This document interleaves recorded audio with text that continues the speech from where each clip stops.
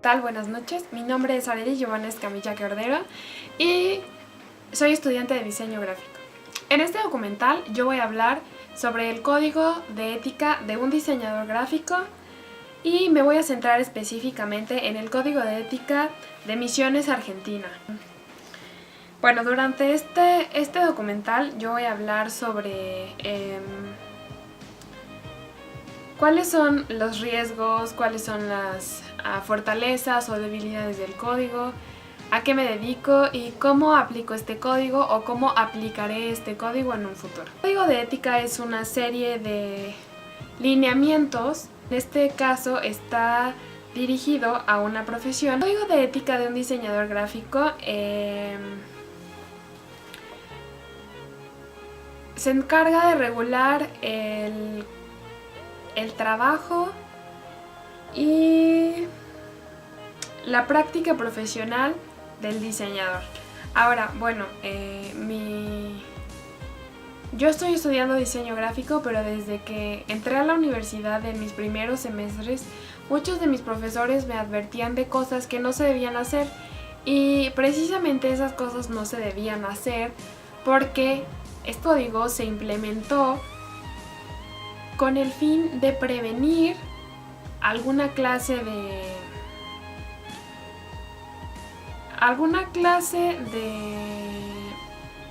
delito, alguna clase de escándalo, con el fin de prevenir cualquier clase de mal uso de la práctica del diseño. Ahora, bueno, ¿cuáles son los riesgos ¿Cuáles son los riesgos de corrupción que la marca, bueno, que el diseño o que mi profesión puede tener? Hay muchos riesgos de corrupción. En este caso yo creo que me centraré en los dos más importantes, o en dos, que son el plagio y la falsificación. Al nosotros ser diseñadores, nosotros tenemos acceso a muchos programas o a una serie de programas que nos permiten recrear, reproducir o pues copiar varios o muchas cosas. En este caso, por ejemplo, documentos oficiales, sellos, identificaciones. Entonces, en este caso, el código de ética lo que regula es que el diseñador no caiga en esta clase de delitos o en esta clase de corrupciones a el sistema o a la sociedad que, bueno, a la que pertenecemos. Ahora, ¿qué vulnerabilidades humanas puede alcanzar a tocar? En el caso de un diseñador se encarga de crear, en mi caso, se encarga de crear identidades corporativas que también se conocen como logotipos. Se encarga de crear marcas personales, que se refiere a, por ejemplo, al individuo. La marca o el diseño de identidad corporativa se refiere a una empresa o a una corporación, y en el caso de una marca personal se refiere a una persona.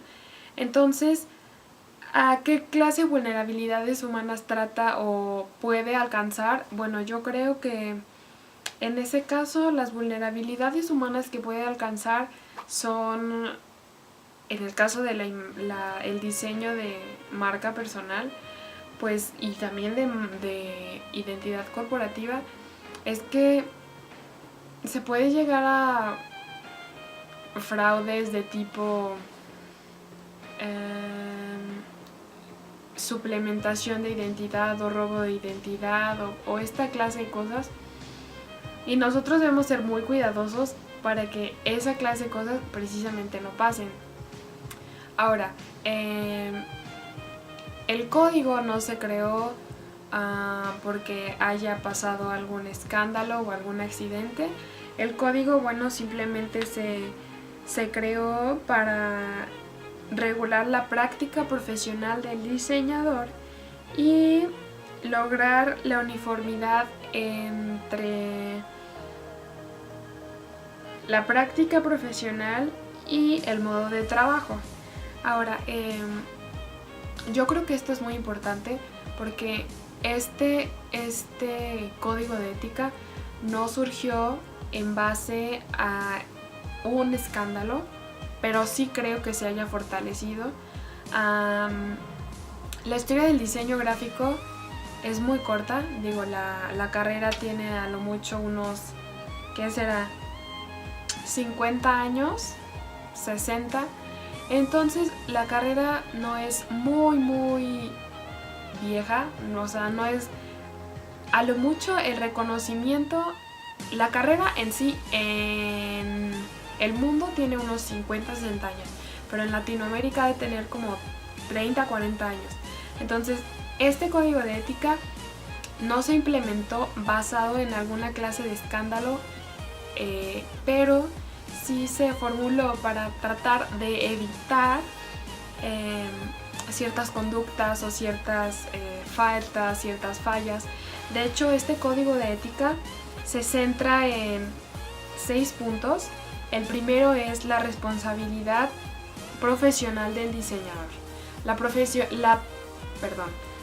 responsabilidad profesional que yo tengo como diseñadora o que mis compañeros como diseñadores tenemos y nos comprometemos a respetar o a tener una vez que nosotros estemos laborando o trabajando para alguien más, no necesariamente fuera de la universidad, sino a partir del momento en el que decidimos estudiarlo.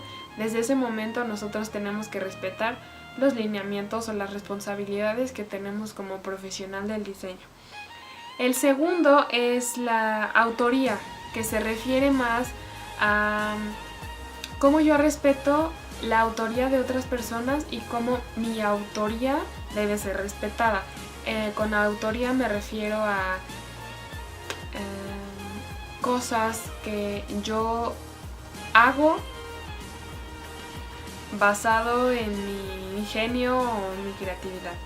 El siguiente punto es la publicidad y se refiere a, a los lineamientos que se deben respetar o se deben prevenir en el caso de diseñar publicidad, ya que la publicidad va a ser observada por diferentes y muchísimos tipos de audiencia. Entonces es una parte en donde se debe tener mucho cuidado. El siguiente es el trato diseñador a diseñador. Cómo el diseñador de este lado respeta al diseñador de este lado, pero también merece ser respetado y viceversa, ¿no? Entonces el trato diseñador-diseñador también queda claro e implícito en este código de ética. El siguiente punto es la responsabilidad diseñador-cliente. La primera era responsabilidad profesional del diseñador y esta es responsabilidad diseñador-cliente.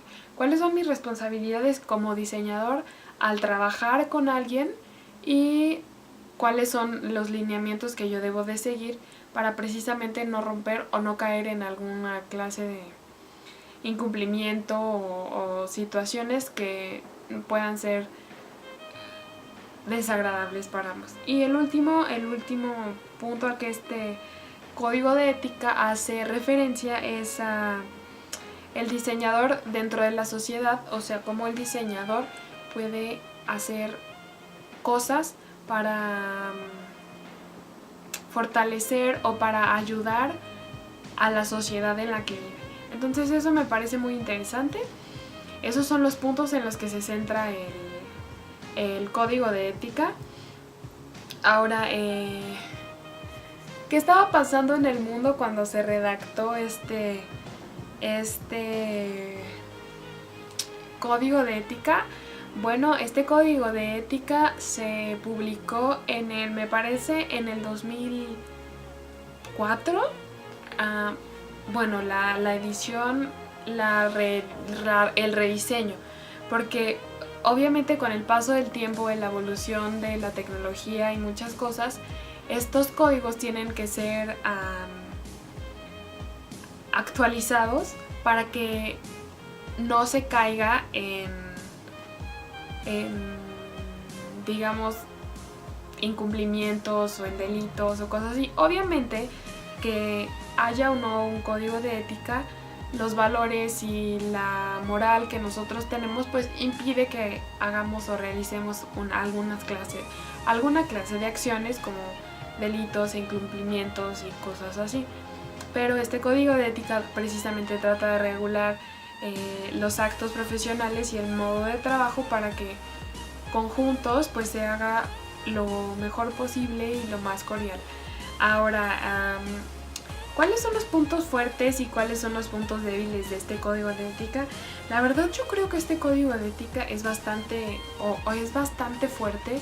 No, casi, bueno, a mi criterio no puedo encontrar debilidades palpables o muy fuertes. Obviamente no se puede ser completamente explícito en situaciones o cosas en las que se pueden caer, pero yo creo que en los 6 puntos en los que se basa en los que se centra este código de ética, me parece que son bastante acertados en el punto en el que trata de responsabilidad profesional, en donde se debe tener cuidado, por ejemplo, en el aspecto de la publicidad, se debe tener cuidado con las audiencias de niños o no caer en racismo o en esta clase de cosas. Me parece muy adecuado. La autoría, el respeto que se debe tener para obras de otras personas y obras propias. El trato diseñador a diseñador también me parece que es un tema y un punto muy importante, ya que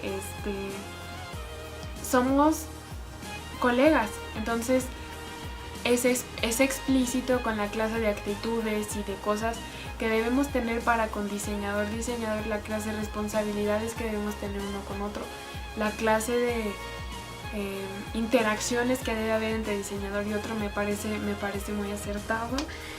La responsabilidad diseñador-cliente también me parece muy importante, porque le da un lugar al diseñador y le da un lugar al cliente. Ambos son importantes, ambos merecen respeto, y eso queda muy claro en el código de ética. Entonces me pareció muy importante.